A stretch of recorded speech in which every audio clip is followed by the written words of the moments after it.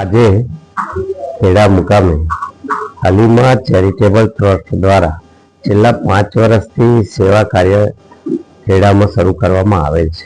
આ ટ્રસ્ટની વિશેષ સેવાઓ એવો છે કે લગભગ મફત કહી શકાય એ પ્રકારે રોજના 125થી પણ વધારે દર્દીઓને છેલ્લા 5 વર્ષથી સેવાઓ આપે છે। ગાયનેક સુધીની આધુનિક સેવાઓ આ ટ્રસ્ટ દ્વારા અમારા પરમ સ્નેહી મિત્ર ખમીસાભાઈ સિંધીના પરિવારજનો તરફથી કરવામાં આવે છે। આજનો દિવસ વિશેષ હતો। આજે તેઓનો જન્મદિવસ હતો। હું ને માનનીય ધારાસભ્ય શ્રી કલ્પેશસિંહ અને બંને સાથે મળીને આજે આ ટ્રસ્ટે એક સરસ કાર્યક્રમ નક્કી કર્યો। ટ્રસ્ટના આયોજન મુજબ આ ટ્રસ્ટ દ્વારા છેલ્લા 90 દિવસ હવે પછીના 90 દિવસની અંદર જે માતા બહેનો સગર્ભા હશે એને તદ્દન મફત સેવા આપવામાં આવશે।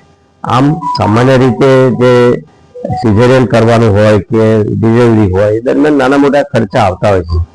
એક પણ ખર્ચ દવાનો પણ નહીં, ઓપરેશનનો નહીં, એવા કુલ મળીને 500થી પણ વધારે આજુબાજુની બહેનો મને કહેતા આનંદ થાય છે કે મને એમ હતું કે ખેડા શહેરની કે આજુબાજુની બહેનો હશે, પરંતુ આણંદથી માંડીને ધોળકા સુધીની બહેનો આજકાલ સોશિયલ મીડિયાના માધ્યમથી જેવું આ સેવા કાર્યની જાહેરાત થઈ ત્યારે લગભગ 400થી 500 બહેનોને આવનારા 3 મહિના પછી પણ જેમની પ્રસૂતા થવાની છે એ તમામ બહેનોને 1 પણ રૂપિયાની ચાર્જ કર્યા વગર તેઓને સેવા આપવામાં આવશે।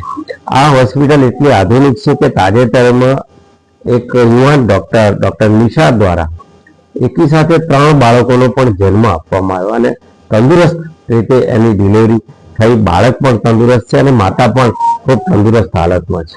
આવી આધુનિક સેવા આપતી ડૉક્ટર, આધુનિક મશીન દ્વારા સોનોગ્રાફી કરતી ડૉક્ટરની આ સેવાઓ અહીં ઉપલબ્ધ છે।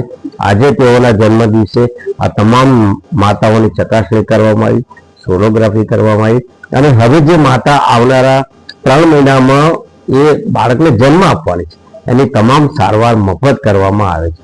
મને કહેતા આનંદ પણ એ થાય છે કે આ સેવા કાર્ય સાથે અમારા નડિયાદ ખેડા નગરપાલિકાના પ્રમુખ, સૌ ચૂંટેલા સભ્યો, સૌ સંગઠનના સૌ ખડે પડકે ઊભા રહીને આ કેમ્પમાં પણ તેઓએ સેવા આપી છે।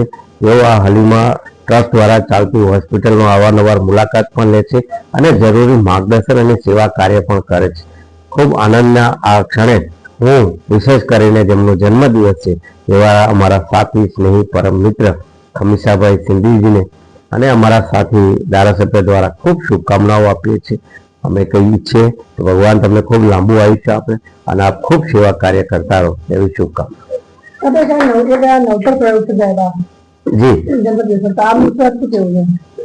જી, આ કાર્ય આમ જોઈએ તો એક પ્રકારે નવતર કરતા એની પાછળનો ભાવ ઉમદા ભાવ રહેલો છે।